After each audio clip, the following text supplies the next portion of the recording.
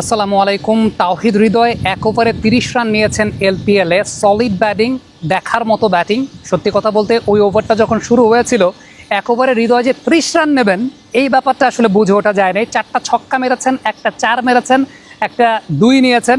সব কিছু মিলিয়ে ভালো ব্যাটিং। যদিও মাঝখানে একটা লাইফ তিনি পেয়েছেন, কিন্তু লাইফ পেলেও পৃথিবীর প্রত্যেক ব্যাটসম্যানই লাইফ পেয়ে সেঞ্চুরি করেন, 50 করেন।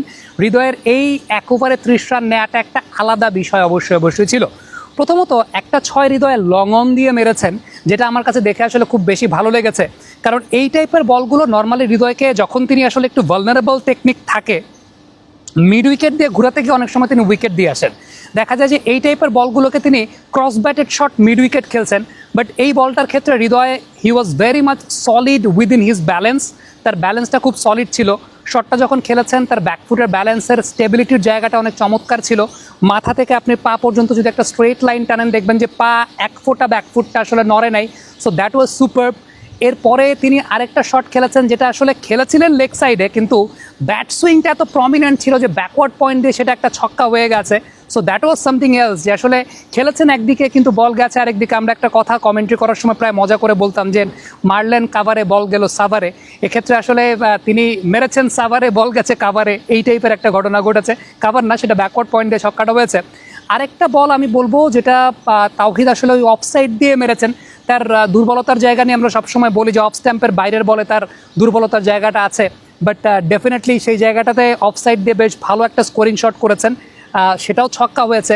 যেটা তিনি লাইফ পেয়েছেন সে বলটা লো ফুলটাস ধরনের বল ছিল এবং লং অফ দিয়ে ট্রাই করতে গিয়েছিলেন, বাট টাইমিংটা প্রপারলি হয় নাই। সো এটাকে আমি একটা জায়গায় ধরে নিতে পারি যে ঠিক আছে, এটা একটা ইনিংসে এরকম একটা লাইফ একজন ব্যাটসম্যান পেতে পারে। দেন লাস্টের যে বলটা 4 মেরেছেন, কাট করার একদম ফাইন একটা কাট করার মতো বল ছিল, সেটাকে কাট করে দিয়েছেন এবং জোরের সঙ্গে। তাওহিদের সবচেয়ে ইম্পর্টেন্ট ব্যাপারের জায়গাটা হচ্ছে এই এলপিএলে আমার কাছে যেটা ব্যক্তিগতভাবে মনে হচ্ছে, অনেক বেশি খুলে ব্যাটিং করছেন। মানে যেটা লেগ সাইডে খেলার লেগ সাইডে খেলে দিচ্ছেন। অফসাইডের টেকনিক্যাল যে অ্যাডজাস্টমেন্টের জায়গাটা, সেই অ্যাডজাস্টমেন্টের জায়গাটা বেটার। এই অফসাইডের টেকনিক্যাল অ্যাডজাস্টমেন্টের জায়গাটা ন্যাশনাল টিম থেকে হৃদয় মনে প্র্যাকটিস করছেন। কারণ আমরা হৃদয়কে অফসাইডে ইদানিংকালে শট খেলতে দেখছি, ন্যাশনাল টিমে লেগ সাইডের বল, লেগ সাইডেও শট খেলেন না হৃদয়।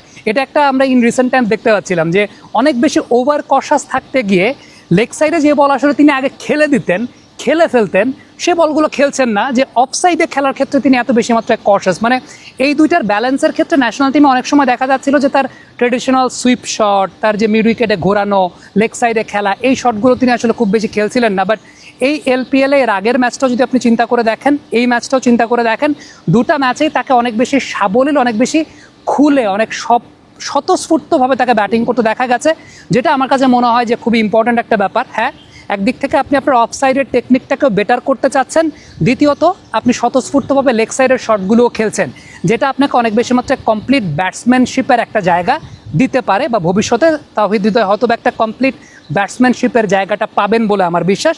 স্টিল আমি বলবো যে অফ স্ট্যাম্পের বাইরে ভালনারেবিলিটির জায়গাটা যে নাই তা না। জিমি নিশাম তাকে যেগুলো বল করেছেন একটু পেছনের লেন্থের থেকে, মানে একদম গুড লেন্থের জায়গা থেকে অফ স্ট্যাম্পের বাইরে, হ্যাঁ হৃদয় কিন্তু স্ট্রাগল করেছিলেন। বাট যখনই শাহনেওয়াজ ধানি এসেছেন, তার বলগুলো যেরকম সাবলীলভাবে প্রথম যে ছক্কাটা মেরেছিলেন, লেগ স্ট্যাম্পের বল একদম এই জায়গা থেকে, এটাকে আপনার ফাইন লেগ অঞ্চল দিয়ে মারতে হবে। তাওহিদ ফাইন লেগ অঞ্চল দিয়ে ছক্কাটাকে মেরেছেন। সো এই যে সাবলীল ব্যাটিং করাটা, খুলে ব্যাটিং করা, লেগ স্ট্যাম্পের বল আমি লেগেই মারবো, এখানে মানে হেজিটেট করার কোনো কিছু নাই। যেটা ন্যাশনাল টিমে ইন রিসেন্ট টাইমসে তাকে হেজিটেশনে ভুগতে দেখা যায়, যেটা এই এলপিএলে খুব সম্ভবত তার ক্যাপ্টেন তাকে ফ্রি লাইসেন্সটা দিয়ে দিয়েছেন, যে just go and enjoy your time, এবং তাওহিদ হৃদয় সেই কাজটাই করছেন বলে আমার বিশ্বাস।